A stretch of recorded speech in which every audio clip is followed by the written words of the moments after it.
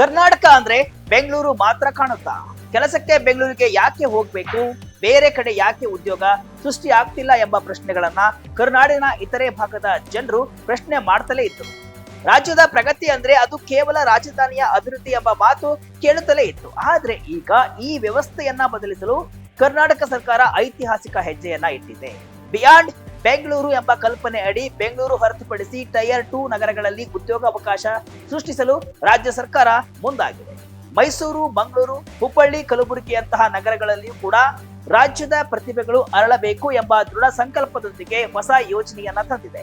ಬರೋಬ್ಬರಿ 1000 ಕೋಟಿ ರೂಪಾಯಿಗಳ ಲೀಪ್ ಎಂಬ ಯೋಜನೆಗೆ ಸಿದ್ದರಾಮಯ್ಯ ಸರ್ಕಾರ ಗ್ರೀನ್ ಸಿಗ್ನಲ್ ನೀಡಿದೆ. ಹಾಗಾದ್ರೆ ಏನಿದು ಯೋಜನೆ?